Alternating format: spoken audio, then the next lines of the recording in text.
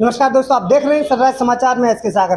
प्रहलादपुर में मौजूद हैं और आज हमारे पीछे जो एक पार्टी के झंडे और बैनर देख रहे होंगे, ये राष्ट्रीय बहुजन कांग्रेस पार्टी के कार्यकर्ता, पदाधिकारी और राष्ट्रीय अध्यक्ष यहाँ पे मौजूद हैं। और मैं आपको बता दूं कि आज के दौर में राजनीतिक परिवेश में जो उथल पुथल हो रही है और अभी कुछ राज्यों में जो 1-1.5 महीने के अंदर होने वाले चुनाव हैं, इसको देखते हुए आज राष्ट्रीय बहुजन कांग्रेस पार्टी के जो राष्ट्रीय अध्यक्ष हैं, उन्होंने एक मीटिंग का आयोजन किया है, जिसमें उन्होंने अपनी रणनीति साझा की और मीडिया से बात करी। हम चलिए उनसे उनकी ही जुबानी आपको सुनवाते हैं, डॉक्टर एहसास सरन जी से। 5 राज्यों में चुनाव होने वाले हैं, इसी उपलक्ष्य में आज आपने राष्ट्रीय बहुजन कांग्रेस पार्टी की मीटिंग बुलाई, तो क्या परिणाम निकला इसका? आज हमारे कार्यालय में आप उपस्थित हुए पत्रकार महोदय को, सबको जो है तहे दिल से आपको धन्यवाद करता हूँ। इस देश की विधानसभा 5 राज्यों में जो डिक्लेयर हो चुका है, आचार संहिता लग चुकी है, लेकिन जिसमें छत्तीसगढ़, मध्य प्रदेश, राजस्थान, मिजोरम और तेलंगाना में आज की स्थिति चुनाव के टाइम पे केंद्र सरकार के कारनामे देखते हुए एनडीए और इंडिया में बहुत फर्क हो चुका है। कारण ये है कि एनडीए में 36 लोग हैं और इंडिया के अंदर 26 लोग हैं। इन लोगों ने मिलकर के अपने अपने गठबंधन से रिलायंस किया। अलायंस करने के बाद उन्होंने कहा कि इंडिया और एनडीए में सरकार किसकी बनेगी, प्रधानमंत्री किसका होगा, ये तो चुनाव होने के बाद ही पता चलेगा। लेकिन इस समय राज्य के चुनाव को देखते हुए छत्तीसगढ़ की स्थिति, मध्य प्रदेश की स्थिति, राजस्थान की, मिजोरम की और तेलंगाना की, यहाँ पर हम लोगों के विस्तृत कार्यक्रम के आधार पर देखता हूँ, मीडिया के मुताबिक, सर्वों के आधार पर, जनता से मेल मिलाप करने के आधार पर यह पता चलता है कि इन राज्यों के अंदर जो इंडिया को बहुमत मिलेगा वो एनडीए को बहुमत नहीं मिलेगा और इंडिया की सरकार अब की बार इन राज्यों में बन के आएगी, ये मेरे सामना मानना है। नेताजी, मेरा सवाल ये, आप क्या एनडीए के साथ में है या इंडिया के साथ में? ना मैं इंडिया के साथ है, ना मैं इंडिया नहीं और इंडिया के साथ, ना एनडीए के और ना एनडीए के साथ, ना इंडिया के साथ है। हम साथ है, जनता के साथ है। जिस जनता के साथ, गरीब जनता के हित में जो सही कार्य करेगा, मैं उसका साथ हूं। कारण यह है कि आज जो है स्थिति ऐसी केंद्र सरकार ने गुजार रखी है कि मणिपुर में महिलाओं के साथ अत्याचार हुए। इनके कई नारे ऐसे हैं जो इन्होंने कहा था बेटी पढ़ाओ बेटी बचाओ, इन्होंने कहा था गरीबों को रोजगार देंगे, इन्होंने कहा कि काला धन लाएंगे। काला धन लाने के बाद सभी लोगों को हम 15-15 लाख रुपए डाले, लेकिन केंद्र सरकार ने सबसे पहले प्रधानमंत्री जो हमारे झूठे, जो आज तक ऐसा प्रधानमंत्री न आया, लेकिन नरेंद्र मोदी को झूठे का सर्टिफिकेट मिल चुका है। क्यों? हमने जनता के सामने पहले भी बोला था कि ये जुमला है, जो प्रधानमंत्री 56 इंच का सीना बताने वाला ये कहता था कि मेरा 56 इंच का सीना है और इस सीने के अंदर हमने जो कार्य किया वो सही करेंगे, लेकिन जनता के हित में कभी खरा नहीं उतरा।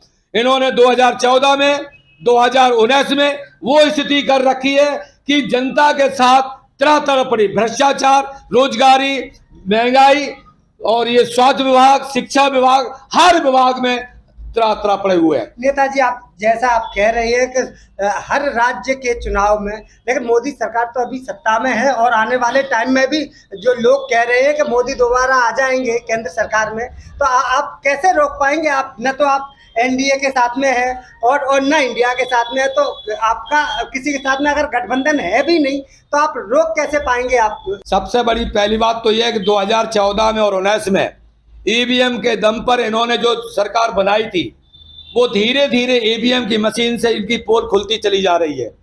कर्नाटक में, हिमाचल में सबसे पहले इनकी पोल खुली, जिसमें कांग्रेस की वहां सरकार बनी, हिमाचल में बनी, जबकि इन्होंने केंद्र सरकार के सांसद, मिनिस्टर उतार दिए थे, फिर भी वहां कर्नाटक में कांग्रेस की सरकार बनी। जनता को मिल चुका है, सबक मिल चुका है। इन्होंने सबसे पहले 2016 में नोटबंदी करी, जीएसटी लागू किया, इसके बाद में कोरोना का ये ढोंग लेके आए, जिसमें हमारे देश के नागरिकों की हत्याएं भी हुई, जिसलिए हमने जन जागरण अभियान भी चलाया, जगह जगह हमने शासन प्रशासन को चिट्ठियां भी दी, लेकिन अभी तक शासन के ऊपर किसी प्रकार का जू नहीं रहेगा। लेकिन राष्ट्रीय बहुजन कांग्रेस पार्टी ने आम आदमी पार्टी, भारतीय जनता पार्टी की पोल खोल रखी है। क्योंकि इनको मैंने पहले भी बोला था, आज वो स्थिति है हमारे बदरपुर विधानसभा क्षेत्र के अंदर आली गांव के आसपास हमारे डीडीए की जमीन पर तरह का अवैध कब्जा हो रहा है।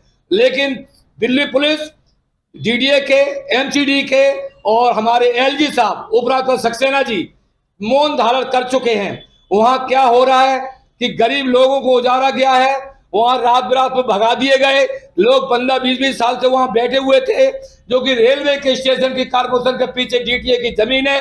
जब डीडीए की जमीन पर अवैध कब्जा हो सकता है तो पुलिस मौन धारण क्यों है? डीडीए के अफसर मौन धारण क्यों करे बैठे हुए हैं? ये विजिलेंस सीबीआई वाले क्यों बैठे हुए हैं? इससे ये पता चलता है कि केंद्र में केंद्र सरकार है, पुलिस प्रशासन हमसे कुछ नहीं कह पाएगी।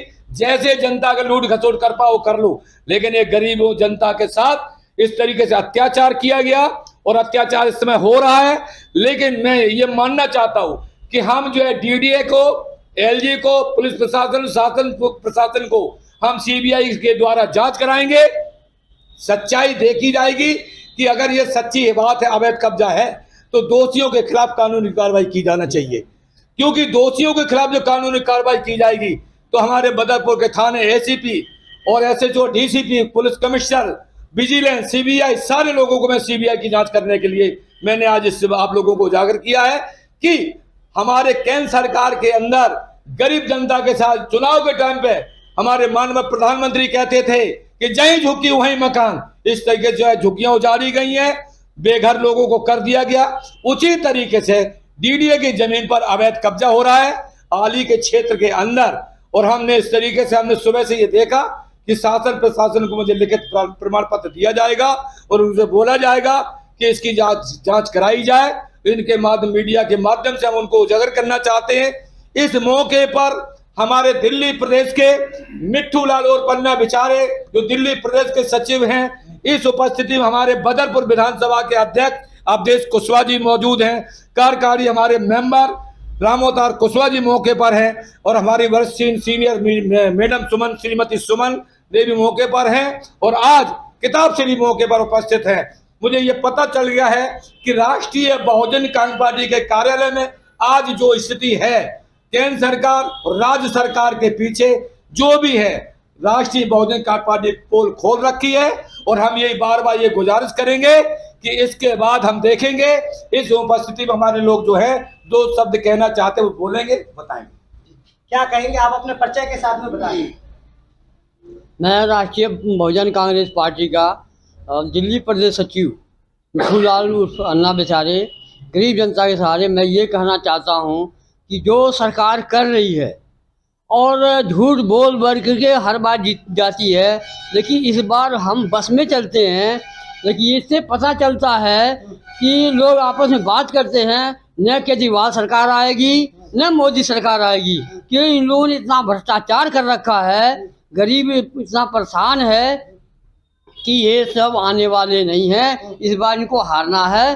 राष्ट्रीय बहुजन कांग्रेस पार्टी अगर झंडा आगे बढ़ाया तो यही सरकार बनाएगा और कोई पार्टी बनाने वाली नहीं है। धन्यवाद। अच्छा, आप अपने परिचय के साथ में आप बता दीजिए, आप अपना परिचय बताइए।